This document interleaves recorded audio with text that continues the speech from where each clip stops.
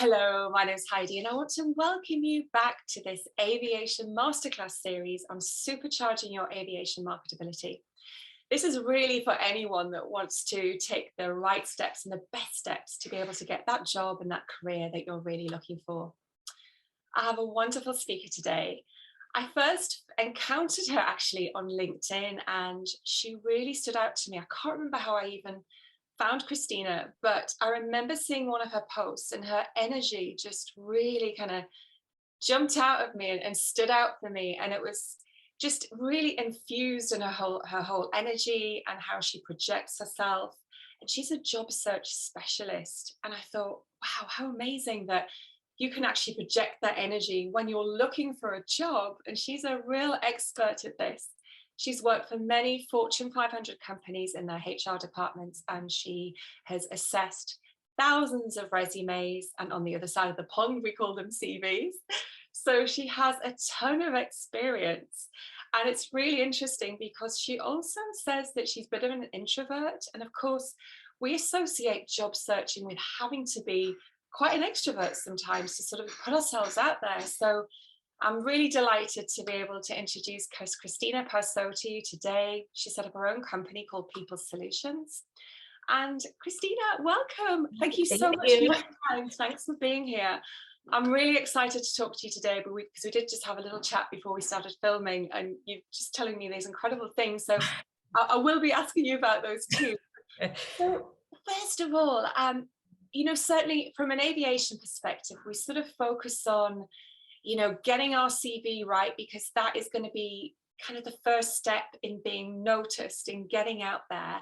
And I don't know if it's an easy question to answer, but in your opinion, what sort of makes your CV stand out on a whole sea of CVs in your experience?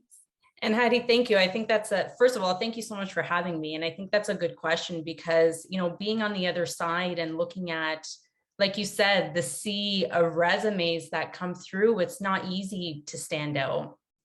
And one thing that I've seen a lot in resumes that come through and also clients that I've worked with is very heavy, complicated resumes. So we take a couple of pages and we have so many accomplishments and so many responsibilities that we've done, so many things we want to highlight, and we try to put as much information as possible on those 2 pages. But you have to think about the reader and the audience that is looking at your resume, and that makes it very difficult to read. So I think to stand out in that sea of resumes is to, first of all, make it easy to read. And there's a trend, and it's called adding white space to your resume. And that means don't use up every space on your resume to add information. Just put information on there that's relevant to the role that you're seeking, and use simple terms. Make sure that there's white space, and that means that it's visually appealing to the reader. And the other thing I always suggest too is adding a professional pop of color. So all these resumes that come through black and white, and all of a sudden, a nice color comes through and it catches your eye. So when I do resumes for my clients, I always ask, what is your favorite color? And I add this color in a professional way. So if they pick purple, let's say, I don't do the whole resume in purple, but I do parts so there's splashes of color in there. And it's a nice step to branding yourself too. Bringing your personality into your resume, a very simple way of doing that. Yes, and this is what I was excited to ask you about actually, because we were discussing about branding in general and how actually we are a brand in ourselves. It's not just reserved for big companies. Right. And you were just telling me about, of course, and you have the most beautiful photographs, and you had an intention behind when you were having those photographs to represent your brand. You had this intention of, the professionalism, the warmth, the approachability, which has been beautifully captured in your pictures. And is that something that we should all be doing ourselves as well with our pictures for CVs? Absolutely. I think it plays a big role. And, when we're doing photos of ourselves for our LinkedIn or really for anything as part of the job search process, we have to think about who we are as a brand and what it is that we're trying to portray in the images that we're showing. So for example, the branding that I did for my company, I put some thought into what I want others to see me as. I want others to see me as approachable and very friendly and very open. And these are things that are very unique to me. And I wanted to be sure that my audience knew that when they saw my photos, even when they see the marketing material. And, you know, your marketing material as a job search, as a job seeker, is your resume. Yes. And so having your personality and what you want to portray yourself as in these tools is very important in your job search. Gosh, I love that as well. And I think sort of to link that to aviation, often we feel like we have to all have our hair scraped back and be wearing a blouse and red lipstick, because it's sort of the you know, the typical sort of look, certainly for a female, as a flight attendant role, or, you know, if you're going for a captain role or something like that. But I guess it's not necessary to, as long as we're, you know, project that warmth and friendliness and approachability, and that sort of connection as well. Because I saw your pictures and I thought they were absolutely beautiful, and they did really captivate all of that. And I think as well, you had a great photographer to sort of understand that and capture that. Right. But Yeah. I guess that's something that even when we're going for a role that is, you know, where we are sort of in a uniform and we're all looking the same, that we can still stand out as our own personality. Right. And I think that's key, Heidi. You said it perfectly, our own personality. Yeah. So for me, that's my personality, the approachability, the friendliness, and being an HR partner. That's feedback that I received from a lot of people that I worked with. But you as an individual, when you're out on the market, that might be different for you. It might be strength that you want to portray, or it might be vibrancy, because you have a very vibrant personality. So maybe you want to show that by wearing, you know, a nice pop of color when you go for an interview, or having that in your photos. But it's being mindful about every single thing that you do in your job search, and make sure that your personality is in there too. Yeah, I think that's so wonderful. And certainly in aviation, we are definitely employed a big part. I mean, certainly they're going to look at the pictures first and then see if you kind of fit the criteria. But then when you have your interview, particularly as well, that's where you really are able to let your personality shine. And that actually probably brings me perfectly to the next question I was going to ask you, is that, you know, we've talked about kind of the CV a little bit, and we've talked about the pictures, and what in your eyes makes a candidate themselves stand out? Is that still the personality? I mean, what is it, would you say? I think to a candidate is memorable with their confidence, to be honest with you. I think it's their confidence. I think when someone brings their best self to an interview and they know what they want. You know, a lot of times I speak with candidates or, you know, job seekers, my clients, and I ask them what they want. And you hear an answer like, oh, well, you know, I'm not sure, but maybe, or else, you know, I can settle for, I'd probably be good at. But when you walk in with a confidence of, you know who you are, you know what you want, you know what makes you different, that's what makes you stand out. But, you know, at the end of the day, the company is looking for the best fit for the position that they're hiring for. So you can come in with confidence and still not be selected for the role, but that's okay, because, you know, it's about a fit on both sides. But I think doing your best interview, being able to walk away knowing that you went in with all the confidence, knowing what you want and going after it, it's just part of the process. And you're going to take that experience to the next interview that you go to. Yeah, absolutely. There are so many parallels with this in terms of, you know, the interview and actually in the role itself. Certainly in the small microclimate of the cabin, I feel like our energy can be really felt, and confidence is a huge part of that. And it really can, you know, be make or break for us. So yeah, that is so relevant. That's brilliant.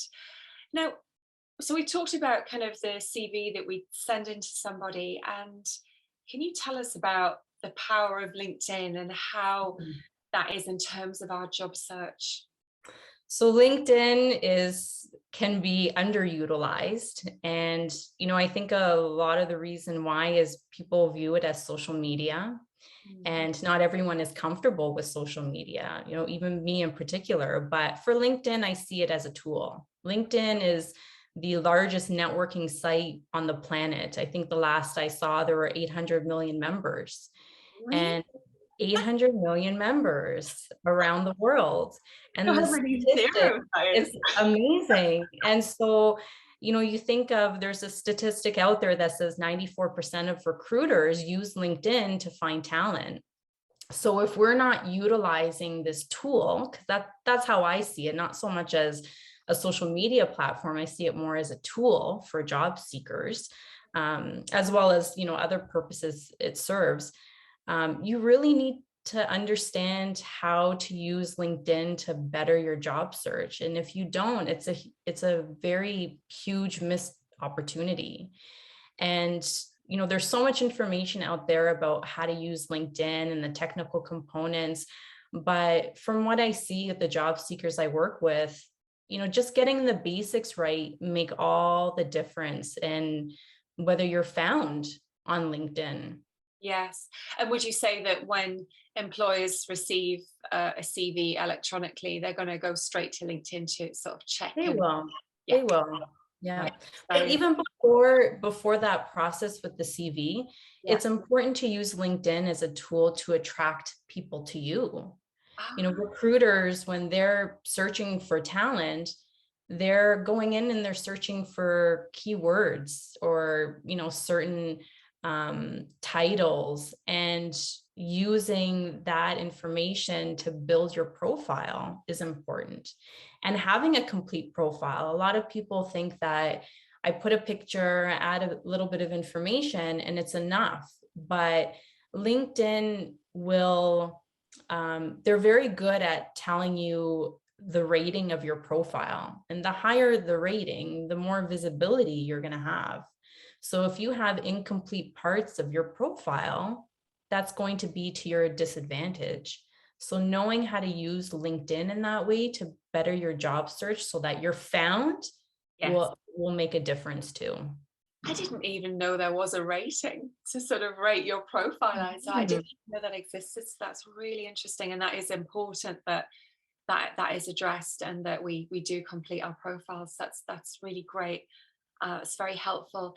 I remember seeing one of your posts, Christina, where you mentioned about that many employers actually don't even advertise their jobs. So, I mean, how is that then you're having to network, or how do we get considered for those kinds of roles? That's networking, and networking is, something that I think takes a lot of work and skill to do, but it's also something that you'll benefit from for the rest of your career.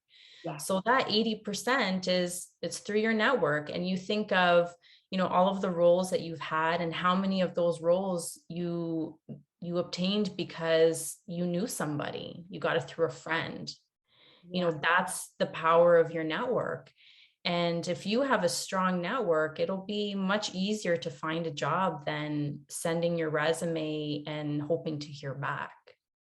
Gosh, that's great. And, certainly in aviation, I do find that the majority of the jobs that I've had have either been recommendations, certainly in freelance as well. People said, oh, so-and-so knows you that knows somebody else, and I've been passed the number. And then they're very likely to sort of trust that. So I guess having our profile fully completed on LinkedIn, if somebody is if you're recommended to somebody, at least they have somewhere to kind of check you out, and it will represent you well. So that's a very valid point. So talking of networking, I know that you mentioned that you sort of see yourself as being more of an introvert, and I feel like I'm a mixture of both.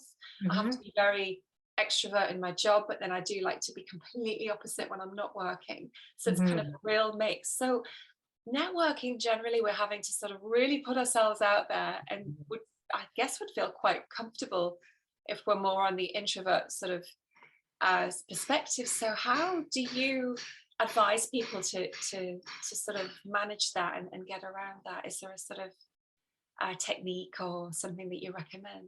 So the strategy that I've used, and yes, I'm very introverted. So if you think of the introverted scale, I'm probably one of the deepest introverts you'll meet, which means that networking for me was one of my greatest challenges, because speaking with strangers, it was terrifying for me.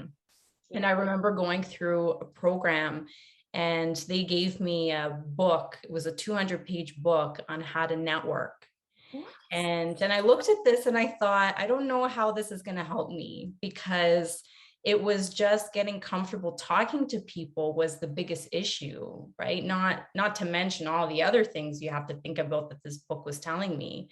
So I threw it out and I said, I need to figure this out for myself. And I made it very simple. Simpler it is, the easier it is. So I always recommend start easy. So start with your family and friends. Have what's called a branding statement, know who you are, what you want, what's different about you. And you practice that within your safe space, which is your family and friends. And when you start getting a little bit more comfortable, then you start with your professional network. Then you move on to your professional network. And when you start to get more comfortable, you move on to the network of people that are complete strangers. So it takes some practice, it takes some warm up, and it also takes knowing that you're going to be uncomfortable with it. And that's okay. It's part of the process. But in order for us now, my networking skills are the opposite of what it was. I don't fear speaking to people the way I used to, because I practiced and I got comfortable with being uncomfortable for a while to get to this point where now it's easy for me. Gosh, that's amazing, because you certainly don't come across to me as an introvert at all. So, No. I mean, really, I haven't fooled, yes. Okay. A lot of people say that, but it's something I've also been working on personally, and not just in my profession, but also personally, getting myself out there and doing hobbies by myself with people that I've never met before, and trying new things that I've never done. It's getting comfortable with the uncomfortable. I spend many years doing that so I can get to the point of nobody knows that I'm an introvert or an extrovert. I can fool people. Not people. I just mean, I can master a skill that was difficult for me at one point. I think that's such a great point in terms of, we often label ourselves, or other people label us. And I think no matter the label that we give ourselves, we can always change it. There are always things that we can do. And you're like the perfect sort of example of that has sort of taken that. And also what you said was really great, is in terms of that, just feeling that you have that going on, and it's there and it's kind of on your shoulder, but you're still moving forwards anyway. You're not allowing it to be in the driving seat. That's right. Exactly. Stop you from stepping out. Exactly. Yeah. And I think sometimes I find that people feel that limitation and they're like, oh, I can't do it. But actually everybody feels that at some point, and that's how you grow and you move, by pushing through that and just kind of taking it out of the driving seat and just moving it to the side and saying, actually, it's okay that we're nervous right now about this interview or networking or whatever it is, but we're still going to do it anyway. And I'm just going to take it, And they're life skills. Networking is, I consider it to be really a life skill. And if you think about just in your job search, and 80% of positions aren't even posted, if you're not networking, you're missing out. Yeah. And that's not fair to yourself either, right? To miss out on such opportunity like that. No, absolutely. And I think what you just said about, all of these things that we do to better ourselves at job searching are actually incredible life skills in general. So we can only benefit from it. We're going to be able to search for jobs better. We're going to be better in life in general. And, I love those kinds of skills that are not just for one purpose, that they're going to really enhance our lives in general. Exactly. I love that. So I know as well, Christina, that you have like a whole psychology around job searching, and also just rather than wasting our time sort of barking up the wrong tree, so to speak, that we might be going for a job that really isn't suited for us. I know you've come up with kind of a whole psychology behind this, and that was the DISC system that you're telling me about. Can you just tell us a little bit about that too? So it's really fascinating. Sure. So the DISC assessment is my whole world. I love DISC and what it brings and what it teaches us individually. So DISC is a personality assessment, and it takes about 20 minutes to complete. It's a 25-page report, and it's all about you. It's all about who you are, what you love, what you don't love, what environments stress you out, what environments you thrive in, and also how your personality style relates to others. And it breaks, the simplest form of DISC is that it breaks everyone into 4 different styles. And the way I think about it is, if I'm considered one style and the rest of the world, are one of these 4 styles, what that basically tells me is that 75% of the world is different than me. And it's such a strong statement that opened my eyes many years ago, because, we sometimes go about life thinking that everybody's just like us. Mm-hmm. And so when we're trying to connect in our networking or relate to people in our interviews, and we learn about ourselves, we, make the assumption that people are just like us, but they're not, they're different. So the great thing about this tool, and I have it as part of my job search program, is that it helps people identify what it is that they're looking for. And it really opens people's minds as to what it is they do love. So we do a DISC assessment, we take a deep dive into this assessment, we pull it apart, what's true, what's not true. And then we start to make this list of this ideal role and this ideal work environment. And now all of a sudden you have a goal for your job search, which is, having a goal is number one. If you don't know what you're looking for on the market, you're going to be going in circles. So I use the DISC personality assessment, which is 95% accurate. That's the statistic of this assessment, to really understand who you are and what you're looking for.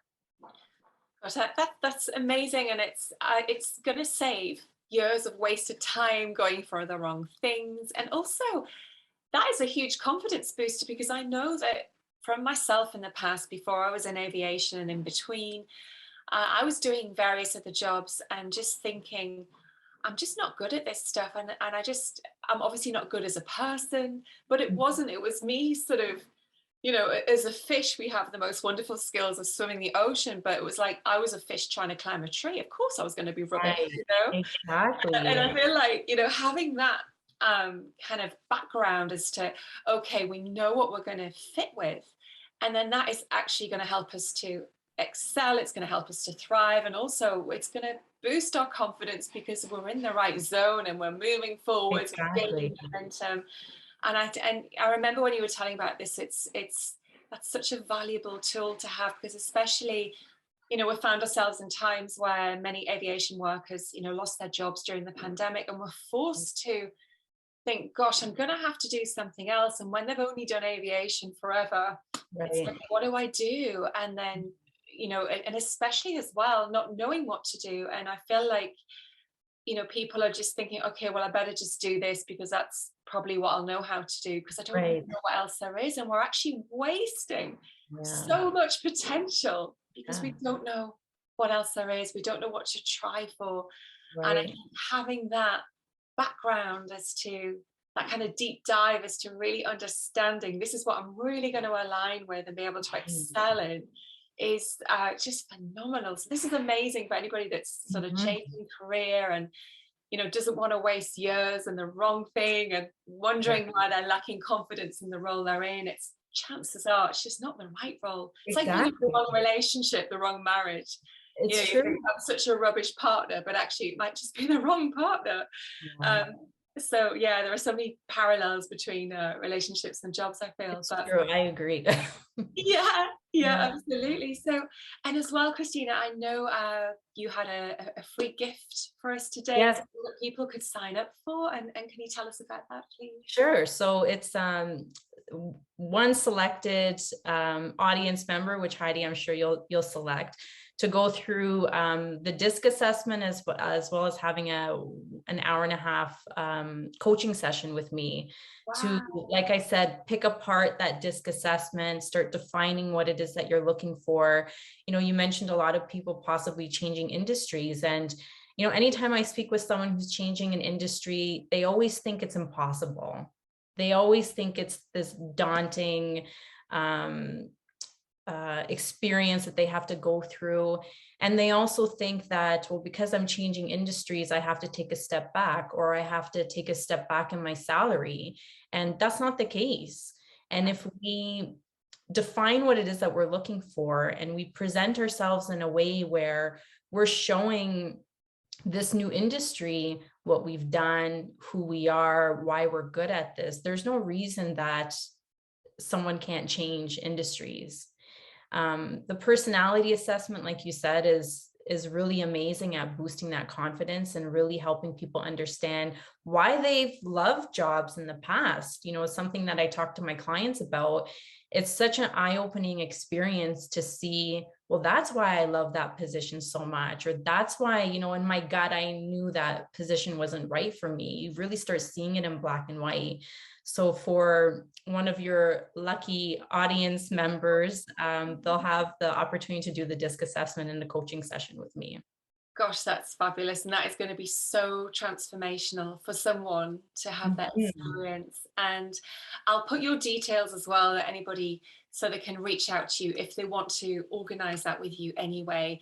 Because I think, you know, I feel like as crew and aviation workers in general, we're such a different breed almost, and we come with so many things that, you know, we really think outside of the box, and the way we see things is so different to many other people, and actually people don't realize that it's such an asset for companies. It's not a hindrance, it's actually an asset. and Exactly. and I feel like people need to be able to see that and kind of embody that, and sort of embrace it and say, actually, yeah, I really do have something special to bring to a role. I don't know what role it is, but I Right. know that they will be valued somewhere.